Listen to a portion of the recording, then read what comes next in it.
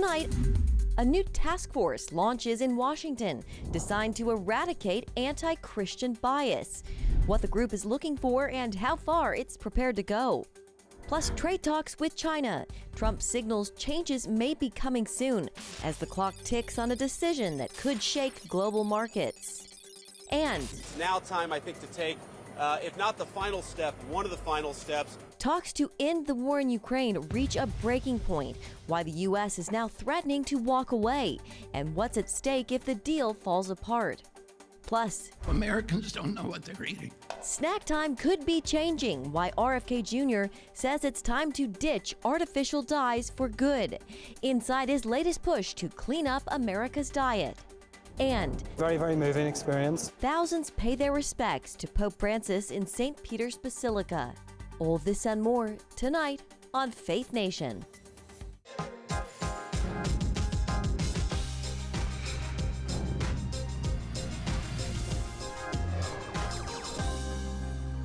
The Trump administration's battle against anti-Christian bias begins. Good evening in Washington, I'm Jenna Browder. When President Trump signed an executive order to launch the task force on anti-Christian bias, he was fulfilling a promise made to millions of supporters. In that order, he promised to protect the religious freedoms of Americans and end what he saw as anti-Christian weaponization of government.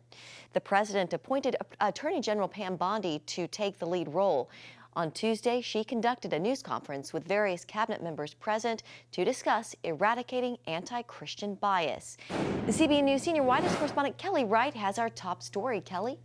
Jenna, good evening to you. Attorney General Pam Bondi hosted her first anti-Christian bias task force meeting at the Justice Department. She focused on efforts that are currently underway to end the bias throughout the federal government. Members of the task force include Secretary of State Marco Rubio, Defense Secretary Pete Hegseth, and other members of the cabinet, also individuals who have been impacted by anti-Christian bias. Attorney General Bondi says they are focused on identifying unlawful anti-Christian policies, practices, or conduct taking place in government.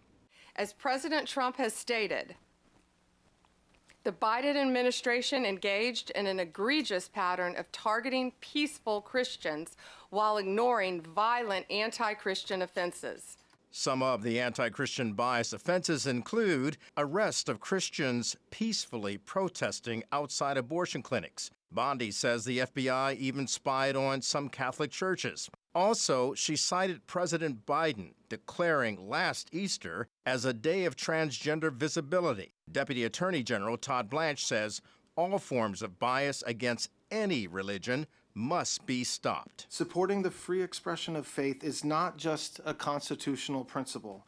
It is something that all forms of civil government should be encouraging. At its core, the executive order we're here to talk about today affirms a fundamental truth. Every individual has the freedom to choose their religious faith. And once made, that choice should never be subject to discrimination or bias from our government. President Trump's senior advisor, Paula White of the White House Faith Office, helped organize the president's observance of Easter.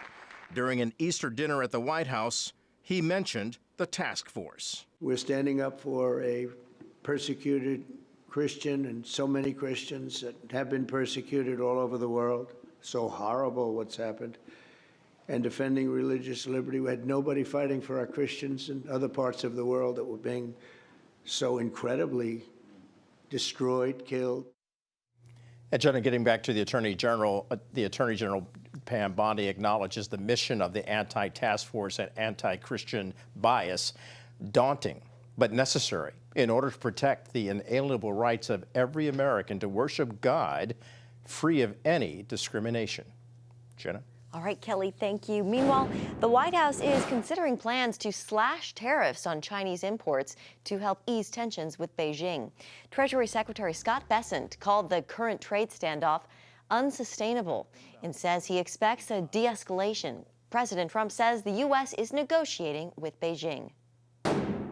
Can you clarify, Mr. President, on China? Yeah, we are going to have a fair deal with China. It's going to be fair. Are you talking to them actively now? Actively. Everything's active. The Wall Street Journal reports the White House is weighing several options, including a plan that would adjust tariffs based on how important the products are to U.S. national security. President Trump says he hasn't made a final decision, and while the 145% tariffs could come down, he's made one thing clear: it won't be zero. China is pushing back, accusing the U.S. of bullying and blackmail. And for more on this, we're joined by Jared Penson, Associate Professor of Economics at Cedarville University. Jared, welcome. So we saw the markets rally today. What's fueling this rebound? Part of the rally is simply a short squeeze, which is there are people covering their losses, so they're buying stock. Part of it, though, is hope on the trade negotiations. And it's not just with China, it's trade negotiations with everything. As you heard the president say, there's active negotiations going on everywhere. And the more we have negotiations, the more there's a possibility for an agreement. The more there's a possibility for an agreement, there's more certainty with businesses and what they can do. So one headline today, Jared, was, this is a quote, "He's panicking." It was suggesting that President Trump's softened his tone, and it's the result of market concerns. How do you read what's going on, Jared, and does that give China more leverage? Yeah, I would hesitate to say that anybody is necessarily panicking, but the market for several weeks now has been screaming that this negotiating tactic is not the best way forward. In particular, you've seen it in the bond market, and that's where we're really concerned with. The reality is the United States has trillions of dollars of treasuries that they have to roll over this year. And if you remove China or Canada or Mexico or just large bond buyers from buying those treasuries, those yields are going to spike, and that's just going to make it more difficult to cover the government expenditures. So the bond market, I think, is what really woke up the administration, that maybe a different avenue towards the trade is what is needed. Yeah, Treasury Secretary today, Scott Bessent, he called the current trade standoff unsustainable. What are the risks if the tariff fight continues without a deal? I mean, the biggest risk, and I think it's the most unlikely, is simply an outright trade war where we're not looking at any type of agreement or any type of negotiation.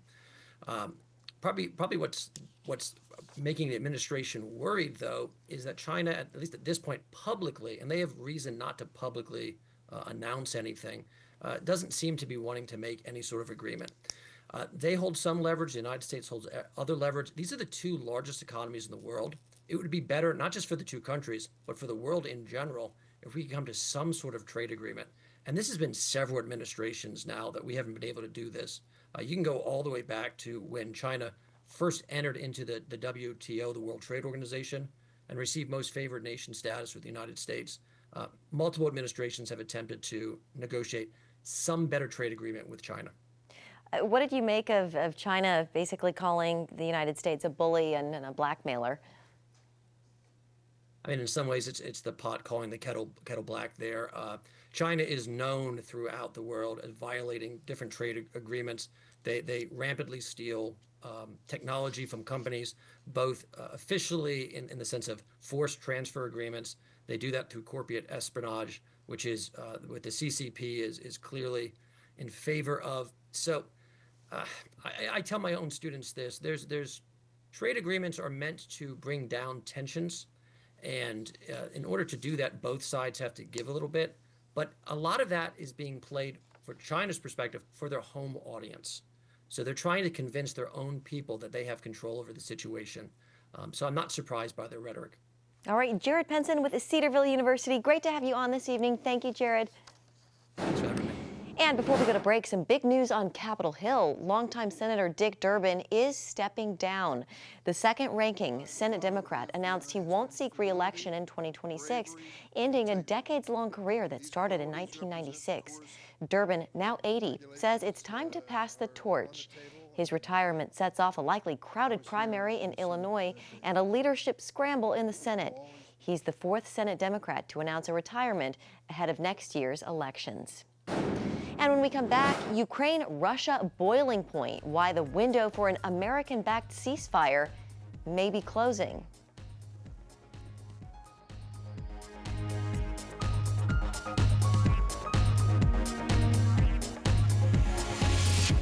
Welcome back. The future of U.S. involvement in Ukraine hangs in the balance.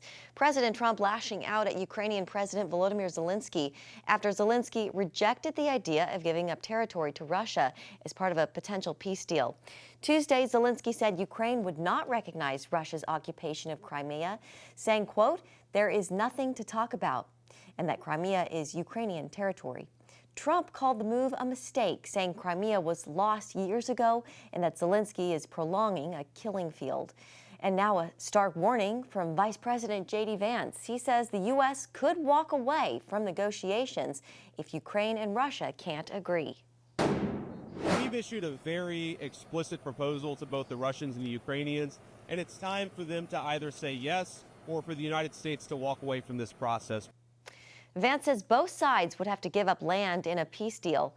Meanwhile, further diplomatic fallout between Ukraine and the United States. Secretary of State Marco Rubio skipped today's high-stakes summit in London, leaving lower-level officials to handle talks that were meant to be decisive. With the clock ticking on negotiations, American support may hinge on what happens next. All right, Peter Doran joins us now. He is an adjunct senior fellow at the Foundation for Defense of Democracies. Peter, welcome. So Vice President Vance says the U.S. may walk away from peace talks if Ukraine and Russia can't agree. How serious is that threat, and what's at stake if the U.S. steps away? I think it's very serious, and it all comes down to two important words: poison pill. Vladimir Putin has been inserting all sorts of poison pills into his demands for a ceasefire. And that's important because let's remember, 30 days ago, President Trump negotiated with Ukrainian President Volodymyr Zelensky, and Zelensky said, "We agree to a ceasefire, 0 conditions." Vladimir Putin is the one who is putting on the conditions. He is the true obstacle to a ceasefire at this point. And what we're seeing in President Trump is a master negotiator doing his thing, offering a takeaway. If you don't agree, I'm going to take everything away, and hoping to shake things loose. So today's events are serious, but I don't think we've reached the end of the road just yet.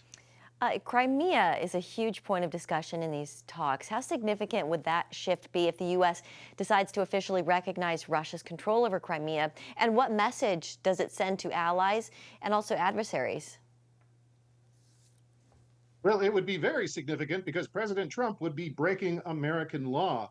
I think many around the president have gotten a little bit out over their skis on this. They have forgotten that Congress has already passed a law several years ago preventing the United States from ever legally recognizing Russia's occupation of Crimea. There's a long history of non-recognition by the United States of land grabs, such as in the Baltic states or Korea. So that's going to be off the table thanks to U.S. law. Now, what is likely to happen is that President Trump is going to ask the Russians to hold the line of battle, and the Ukrainians will freeze the fighting in place. There should be a ceasefire that can create the conditions to negotiate a longer-term peace. But right now, the focus should be on a ceasefire and in freezing the line of battle where it is. Yeah, Peter, let me ask you, what did you make of Secretary Rubio skipping the London summit and lower-level officials stepping in?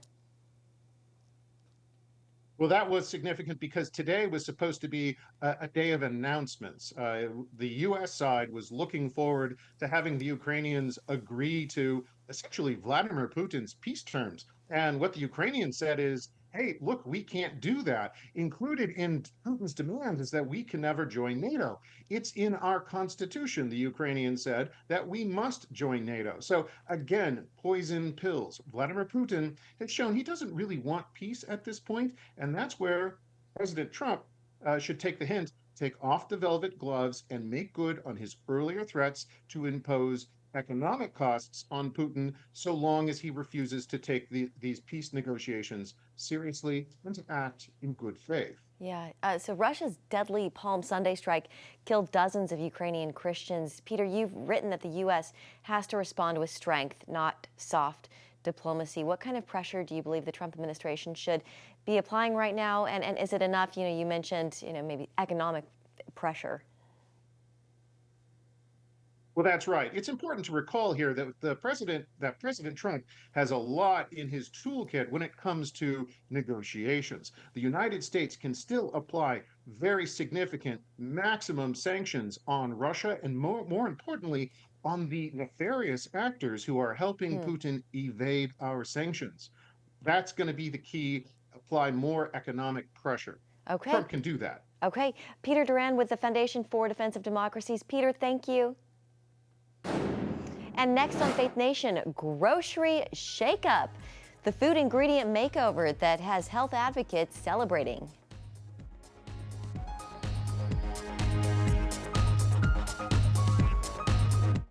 Cereal, candy, and ice cream could soon look a little different. Health and Human Services Secretary Robert F. Kennedy Jr. is calling for a nationwide ban on the last 8 artificial food dyes still used in the U.S. Americans don't know what they're eating, and they don't know the implications of those things. These dyes are found in snacks, drinks, and even things like yogurt. Kennedy says they may be harmful and wants them phased out by next year. Some studies have linked the dyes to hyperactivity and other health issues in kids. And the push to ban artificial dyes is just the start. Secretary Kennedy is taking on food additives, baby formula, and even fast food, all part of a broader plan to make America healthy again. Tonight, a closer look at his agenda and what he's done so far. For 20 years, I've gotten up every morning on my knees and prayed that God would put me in a position where I can end the childhood chronic disease epidemic in this country. Secretary Robert F. Kennedy Jr. says nothing is off limits. His first target, food additives. Carrageenan, riboflavin, monosodium glutamate, and 20 others that I can't pronounce. In March, the secretary met with the heads of major food companies, telling them food dyes must be phased out by the end of his term. Advocates like Vani Hari, also known as Food Babe, see this as a mom movement. The Make America Healthy Again movement is the strongest movement in America because it contains moms. She and others want America to follow Europe's lead and create far stricter food standards. Big Food pushing back, though. A memo from the Consumer Brands Association warning a ban threatens the industry's reliance on cheap, vibrant dyes to maintain product appeal and affordability. Kennedy has also announced the complete review of standards known as GRAS. In 1958, the government created a designation called Generally Recognized as Safe, or GRAS, so that we can make common ingredients like salt and baking soda exempt from testing. But today, it isn't just salt and baking soda. Food companies and cooperative regulators have enlarged the GRAS exemption so that these companies can decide for themselves whether a substance is generally recognized as safe. No FDA approval is needed. It looks like that will be changing, and restaurants are towing the line as well. They said we're going to RFK, Steak and Shake. Steak and Shake announcing it will now cook its iconic shoestring fries with beef tallow instead of seed oils. And then there's what HHS has dubbed Operation Stork Speed, the agency aiming to update American baby formula standards in a move to remove ingredients like seed oils and high fructose corn syrup. All of these moves generating excitement in the health world. I'm a person that believes that this immune system that God made for us is amazing. It can stop so many things. John Richardson founded Operation World Without Cancer. They got rid of the WHO and they started the Global Wellness Forum. A very close friend of mine, Dr. Ed Group, is one of the people behind that. Marla Maples is on that team, and it's all about us bringing God-given, natural, not pharmaceutical, not patented drugs to the forefront, so that people can know we can heal so many of our problems, including our poor nutrition, by just bringing us back to a diet based on things that are natural and God-given. Critics are less enthusiastic, though. He has, since 2005, been the main megaphone of not only anti-vaccine claims in America, but anti-health science and conspiracy theories about health. Most of the criticism surrounding Secretary Kennedy continues to be about vaccines.